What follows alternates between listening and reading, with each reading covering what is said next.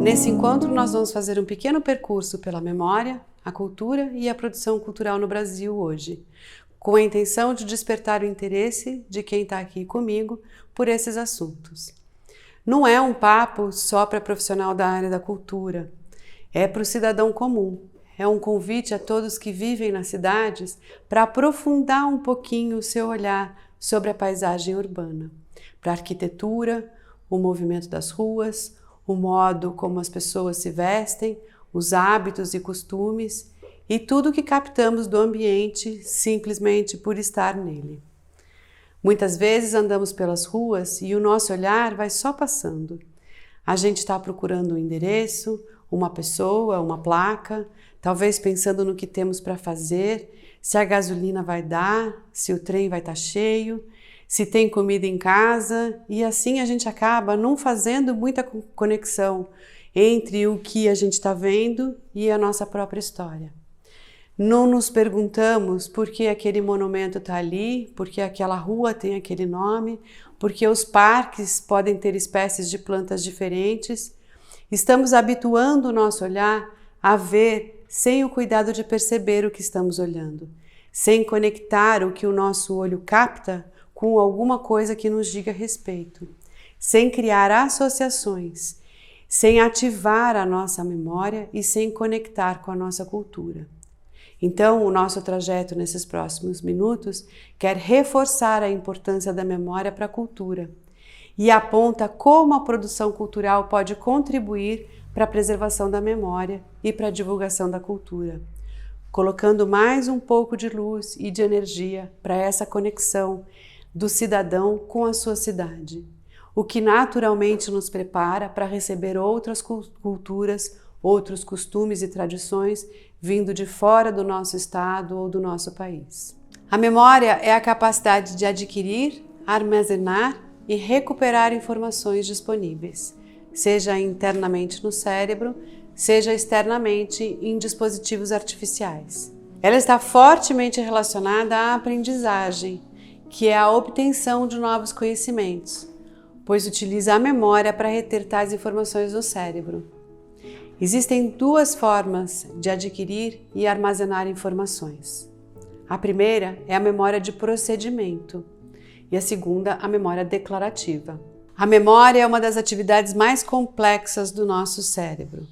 A gente guarda uma informação e depois a gente acessa essa informação. As coisas que acontecem no dia a dia, por exemplo, o que eu comi ontem, eu posso até lembrar hoje, mas daqui a 2 semanas eu com certeza não vou me lembrar. Tantos outros fatos acontecem e a gente lembra. Quando aquilo que a gente viu ou vivenciou é uma experiência, o nosso cérebro grava. De maneira que se algum dia a gente viver alguma situação parecida, a gente pode acessar esses fatos armazenados na nossa memória e fazer conexões. Quando essas conexões acontecem, ampliamos o nosso conteúdo interno, o nosso acervo. O nosso cérebro vai arquivando essas informações como uma biblioteca. E é claro que quanto mais organizada, mais fácil de acessar. Então, quanto mais a gente conhece sobre a memória, mais a gente pode aproveitar dela e mais sentido faz a gente tratar ela bem, levar esse assunto a sério. A memória nos desperta sentimentos. Quando a gente lembra, não é o fato puro que a gente lembra, mas a lembrança traz uma emoção com ela, traz um sentimento. Por exemplo, se eu lembro de um evento que aconteceu na minha vida, uma história com algum amigo, que esse fato faz aflorar um sentimento bom de amizade, ou então a morte de alguém que me traz um sentimento de tristeza. Já no caso de um almoço, a gente almoça todos os dias, então no dia seguinte a gente pode de fato lembrar.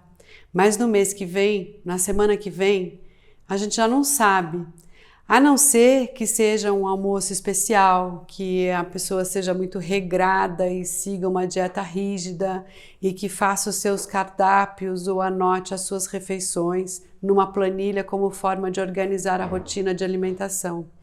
A gente tem vários métodos e recursos e até cursos que nos ajudam nessa organização da vida adulta. E esses são os recursos externos que existem para armazenar memórias, documentos ou imagens.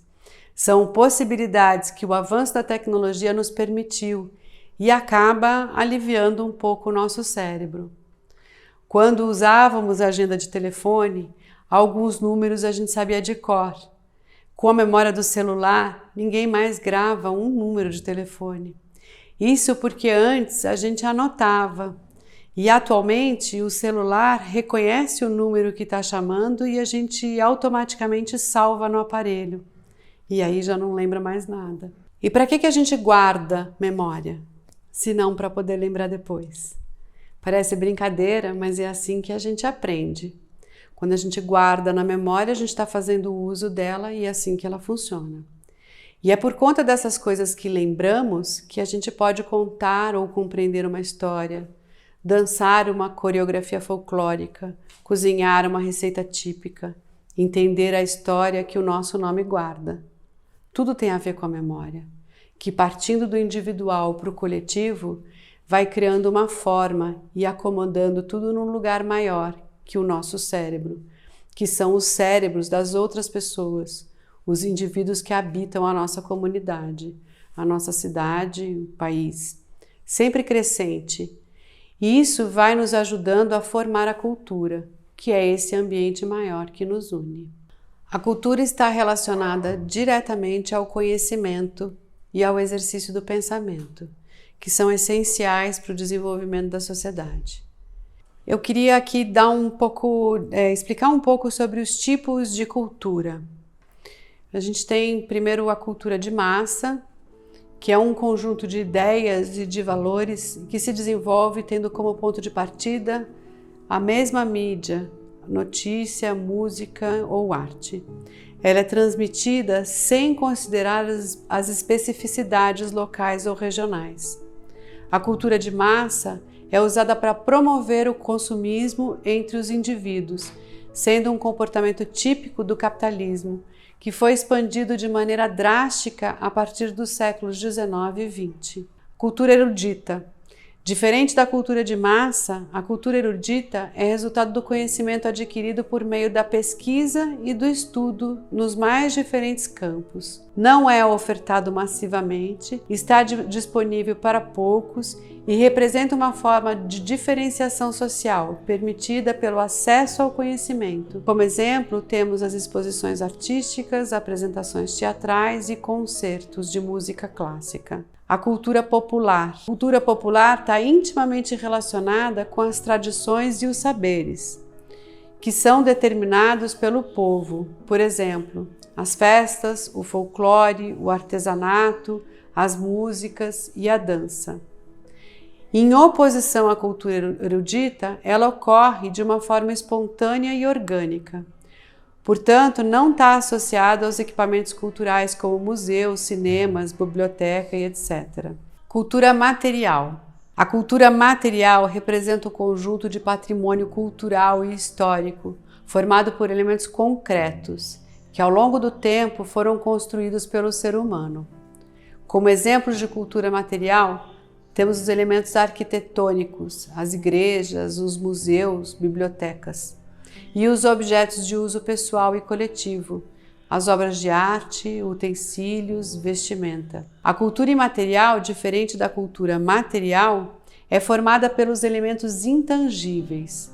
Ela representa o conjunto de saberes, tradições, técnicas, hábitos, comportamentos, costumes e modos de fazer de um determinado grupo. Ela é considerada um patrimônio cultural transmitido entre gerações. Temos como exemplos as lendas folclóricas, as feiras populares, os rituais, as danças, a culinária, etc. A cultura organizacional era também chamada de cultura corporativa. Ela reúne um conjunto de elementos associados aos valores, missões e comportamentos de determinada organização. Dentro do contexto da globalização e dos estudos mercadológicos, esse tipo de cultura foi criando padrões de funcionamento e operações, por exemplo, dentro de uma empresa. Cultura corporal. A cultura corporal analisa o comportamento dos seres humanos em seus mais diferentes grupos. Ela reúne as práticas relacionadas ao movimento, como danças, jogos, atividades. Cultura é um termo com um sentido amplo que pode indicar tanto a produção artística quanto um modo de vida, um conjunto de saberes, a religião e outras expressões de um povo.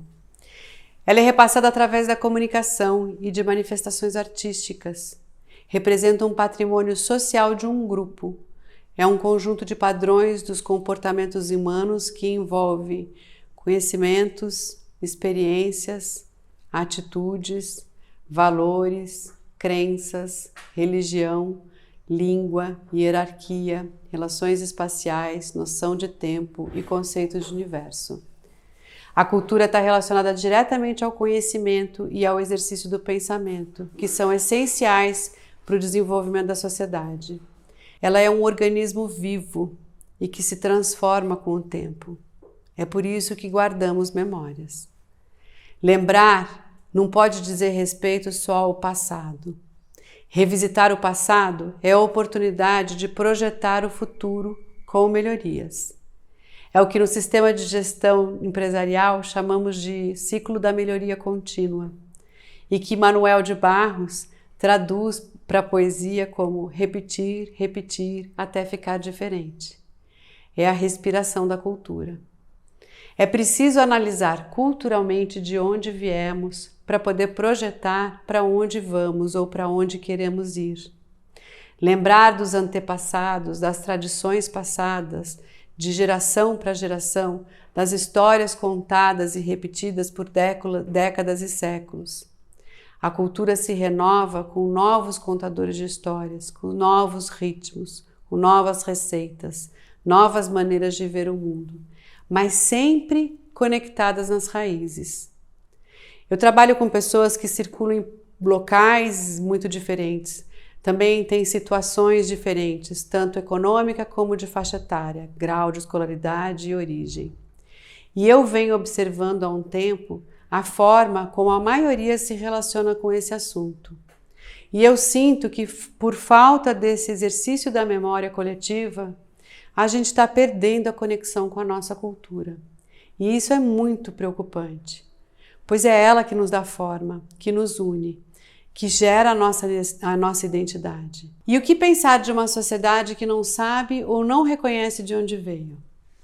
Para você que está aqui comigo, eu faço um convite para olhar para as coisas com um pouco mais de conexão com a sua memória. É um exercício interessante que pode ampliar os horizontes, especialmente nesse momento que vivemos de polarização, de extremos, de cancelamento. É muito importante lembrar que tem um ambiente comum que nos une. Quando a gente tem consciência de uma coisa maior do que a dualidade, a nossa tolerância aumenta e, como consequência, a nossa capacidade de relacionar com o outro também aumenta. Porque mesmo com pensamentos diferentes, sabemos que existe uma coisa que nos conecta e isso independe da nossa vontade. Conhecer a própria cultura acaba sendo uma ferramenta para conhecermos a nós mesmos e contribui para a formação de um cidadão consciente e com habilidades para viver em grupo, co-criar possibilidades de futuro. A produção cultural é a atividade que promove eventos como festivais de música, peças de teatro, exposições, filmes, programas de televisão ou de internet. E envolve muito trabalho de organização, planejamento financeiro, ações de marketing e comunicação, logística e coordenação de equipes. O produtor cultural é o profissional especializado em planejar e organizar e coordenar esses eventos.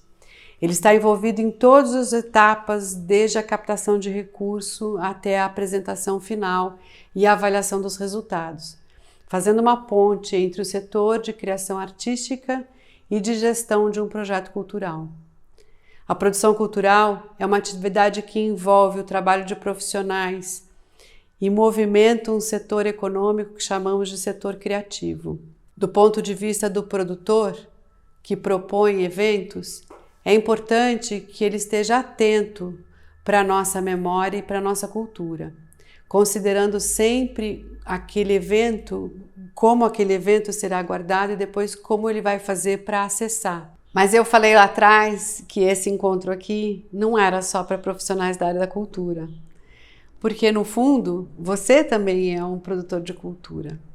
À medida que a gente ou tem filhos e cria filhos, ou mesmo nas nossas relações de amizade, à medida que a gente conta histórias, que a gente sabe a nossa origem, que a gente sabe histórias da nossa própria família, tudo isso ajuda, contribui também para a preservação e para essa transformação da cultura.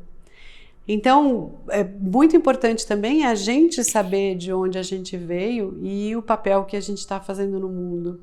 E a influência que a gente pode exercer perto das pessoas também que não conhecem a nossa história, que não estão conectadas com esse assunto da cultura.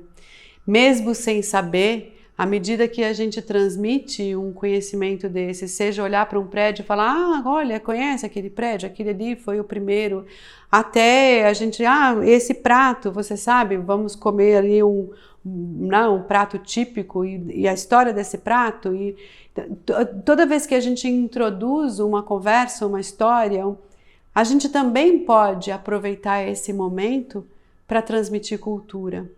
Então, nesse sentido, que qualquer cidadão comum, como eu, como você, a gente também está fazendo cultura a todo momento. E se a gente tiver um pouco esse olhar e essa percepção, a gente com certeza vai fazer melhor.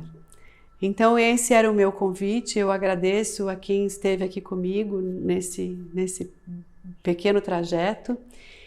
A continuar, inclusive, essa conversa de outras formas, em outras possibilidades, porque isso é uma pequena introdução para um assunto que é tão grande e que tem tantas possibilidades. Obrigada e que tenha sido proveitoso e que eu tenha ajudado a despertar um pouco essa curiosidade ou pelo menos esse interesse pela sua própria história.